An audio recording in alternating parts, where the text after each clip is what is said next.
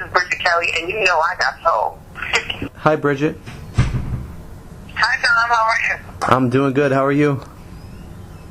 Fantastic. That's good. Thank you for taking the time out for this interview. We appreciate it. Of course. Thank you so much for wanting to interview me. Nope. So special. No problem. Just want to start out talking, earlier in your career about how you were originally discovered by Roc Nation, and what led to your signing with them and all of that.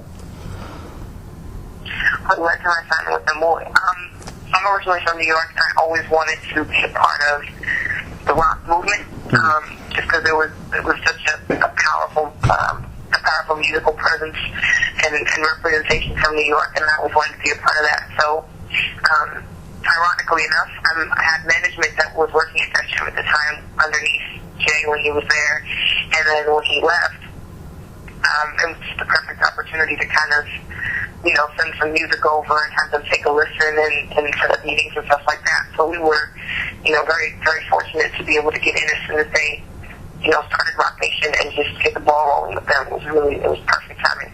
Cool. And I was reading in your bio that before you were signed, you did things to get discovered, like performing showcasing and stuff around New York City. And one of the things you did was, I read you performed on a subway platform in Union Square. So I was just hoping you could take me back to that experience, and what were you hoping to accomplish by that? Because that's unique to me. Yes. That was actually that was a rebel move on my part, because you're supposed to have a permit when you go into the subway station to perform. And so we all could have gotten a crazy ticket, gotten arrested. Yeah. With the big microphone and a big speaker box, I guess, that plugged into it. Basically, an oversized, heavy karaoke machine is what it was. And one of the producers that I've been working with at the time put together some TV tracks for me, and we just went down there and we didn't know what to expect. Really, we didn't. I think the idea was just to kind of see what people's responses were to the music that we were putting together, and I think a couple of songs that I did are actually still on YouTube. But I remember going down and just being petrified, just start out of nowhere. But so it generated a really positive response, and I think a lot of people kind of stopped and stuck around for a little bit to at least, finish the song, as opposed to doing the typical rush hour response, give me a look, and another church. Wow, that's really cool. Were people giving you quarters and dollar bills and all that too, or? You know what? I didn't even do it with the tip at the time. I wasn't even really looking to do it for money. I really just wanted to see people's responses to it. And we were putting together a website for me at the time, and one of the songs that we were pushing was called Stuck. And so we made these little stickers that said Stuck on BK. So we made 1,000 stickers, and we just had them, and we just passed them out. And I had on little shorts and a I Heart BK t-shirt.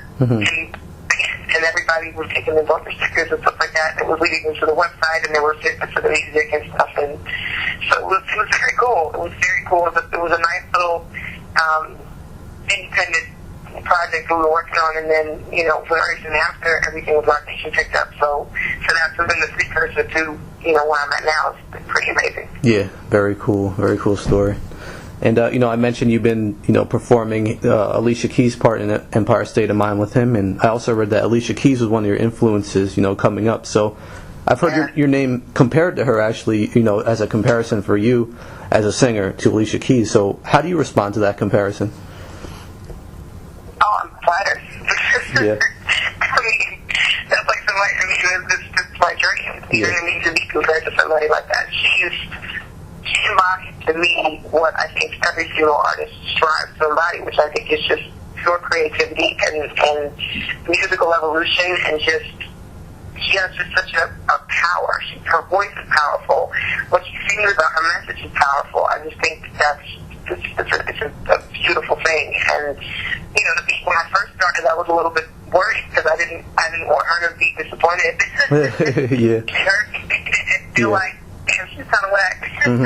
I really wanted, to impress her and do the song justice the way that she did. So it was definitely an incredible compliment to be compared to her in any respect. Yeah, definitely. Cool. And tell me about the current song you have out, Thinking About Forever. Just give me some background on the song. Some background on the song. It's all over the place, isn't it? It took a little while when we first were working on it. When I first heard it, when Frank first done it for me, it was so nostalgic for me, which I think is very fitting because his music's called nostalgia. But I think in general, he gives a lot of imagery through his words that makes you remember and recall certain experiences in your life as a kid. And I love Thinking About Forever because to me it made me feel like a kid. Like if I was almost as if I was on the beach. It took me to a beach as a kid, looking out onto the ocean and feeling like it was limitless. Yeah. And I just remember feeling like that it goes on forever. It goes on forever. And then obviously the chorus, do not think so far ahead because I've been thinking about forever. I mean, it's a true statement as women. We all feel that way. You know what I mean? We all, in going into a relationship, or even before the relationship, or after the second date, if we like the guy, we're thinking about what babies look like. We're thinking about what the last name is going to sound like. Yeah. We always get ahead of ourselves and start, planning the wedding. What does our house look like? Before we even get to meet his mama. So it's definitely it's a song that I think covers a lot of emotional ground, and that's really what I want people to take and get from my project. So I'm very happy that was the first song that we chose to run with. Cool. And another song you currently released recently was a cover of Miguel's song "Quickie," and just wondering, what was your inspiration? What was your inspiration for putting that one together, and how's it been received so far? I wanted to take a song that people really loved and related to. I think a lot of what my music is, and what my music represents, are takes and perspectives on things that aren't necessarily talked about all the time.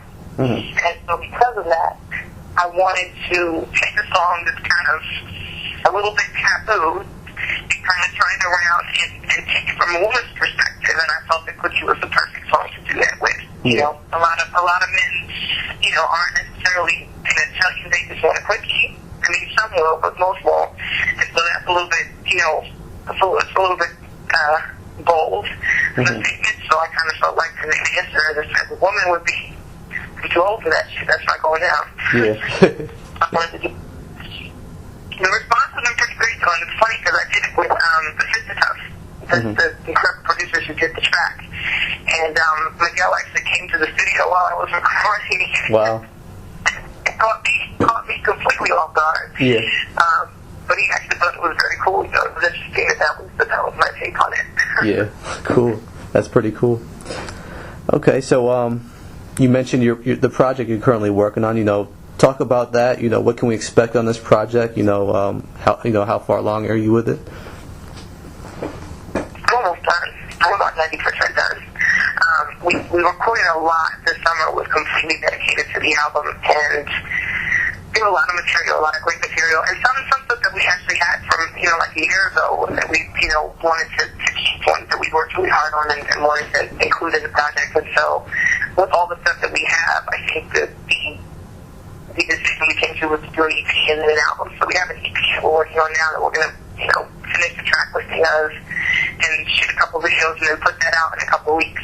So I'm very excited about that because that's going to be an incredible introduction to what the album will be. A couple of songs on there will be on the album, and then the album hopefully will be out by first quarter. That's kind of what I'm going for. Cool. So it's a lot. Yeah. A lot in the works. Yeah. And who did you work with on the album in terms of like producers, writers, features, all that? You know what? I didn't do any features on this album. Okay. And a lot of people are surprised by that, but it wasn't on purpose. It wasn't like I went in and said, I don't want anybody in my album. I definitely did not have a diva moment, but I think just the way that everything kind of came together and the way that the songs came out, it didn't happen. But a lot of the producers I worked with, Shay Taylor is my all-time favorite producer. He's also a part of Roc Nation. He did a lot of Beyonce's album as well, the last album she just put out. And he's got an incredible ear, and just working with him was incredibly inspiring, and I felt totally blessed to be in the same space as him for that amount of time. I worked with a great guy named Harmony as well. He's from London, so he's got a totally different, fresh perspective on music and different approach. So working with him was a lot of fun. I did a record with Pop and Oak. Pop did little Marvin Gaye and Chardonnay song. I don't even know what the actual name of the song is. I always forget, but it's a big song and Kanye song that's out now. And they're great. They're kind of, I don't want to say they're up because I think they've been around for a while, but they were definitely sort of on the low key. Yeah.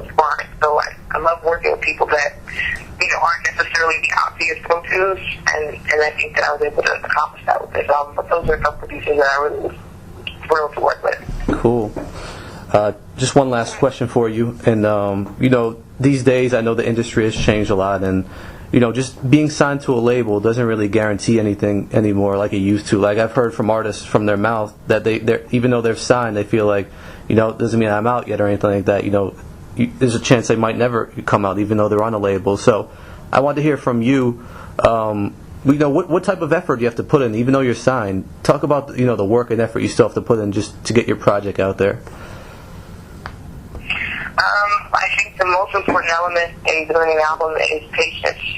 And I learned that, I guess, I could say I learned it the hard way because I didn't have any, and so I had a really hard time adjusting to the idea at the beginning and fighting the idea and fighting everybody else's words and opinions of my project not coming out. Yeah.